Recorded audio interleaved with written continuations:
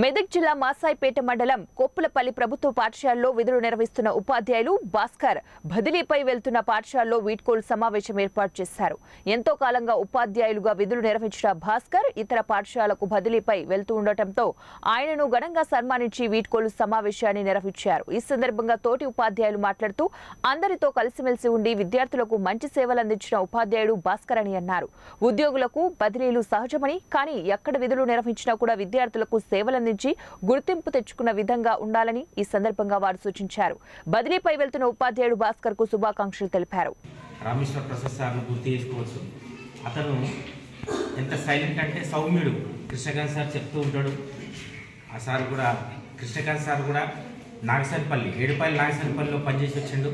ఆయన పనిచేసి వెళ్ళిపోయిన తర్వాత నేను అక్కడికి వెళ్ళడం జరిగింది. సార్ అక్కడ ఇంగ్లీష్ చెప్పడం జరిగింది. నేను ఇంగ్లీష్ టీచర్గానే వెళ్ళినా. సార్ ఉన్నప్పుడు రామస్వామి సార్ అని పనిచేసిండు హెడ్ మాస్టర్గా. ఆయన రాయలపూర్ తర్వాత సిద్దిపేట వెళ్ళడం జరిగింది. అప్పుడు నేను వెళ్ళినప్పుడు రామేశ్వర ప్రసాద్ సార్ చాలా మంచి వ్యక్తి.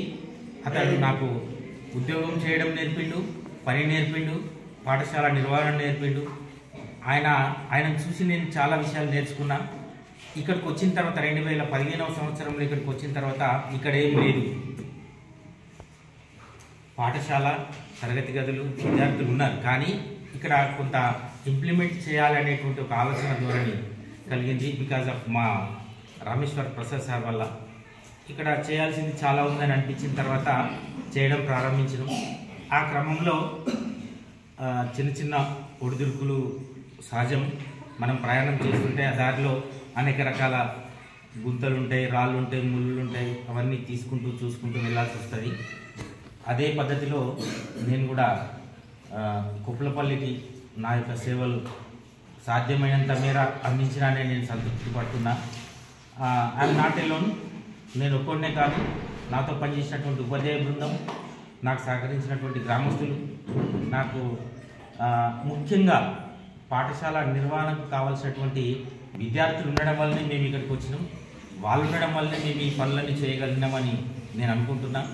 కాబట్టి వచ్చింది. ఎందుకంటే ఇప్పుడు క్రమశిక్షణకు మారు పేరు భాస్కర్ సార్ అందరి ద్వారా తెలిసింది.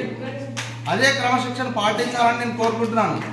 యాక్చువల్గా దీనికి కారణం ఏంటంటే కొన్ని రోజులు మన కరోనా రావడం వల్ల కొద్దిగా విద్యార్థులలో క్రమశిక్షణ లోపించింది. యాక్చువల్గా చాలామంది మన పేరెంట్స్ మీటింగ్ అయితే కూడా అదే అంటున్నారు, సార్ మామూలు చదువురా కొట్టండి సార్, చంపండి సార్ చెప్తారు. మీ పిల్లలు మీకు శత్రువులు కాదు, ఎప్పుడు కూడా అట్లా అనుకోవద్దు. వాళ్ళని కొడితే వస్తుంది, ఇది చేస్తే వస్తుంది అనుకోవద్దు. వాళ్ళను భయంలో ఉంచుకోవాలి తప్ప, కానీ కొట్టడం వల్ల ఇది చేయడం వల్ల రాదు. మేము కూడా కొట్టాలని చూడము. క్రమశిక్షణతోటి నేర్పితేనే మాకు పేరు ఉంటుంది. ఒకవేళ మేము కూడా దండించడం అనుకోండి, వానికి మా మీద ఇప్పుడు ఏర్పడకుండా పెద్దగా దేశం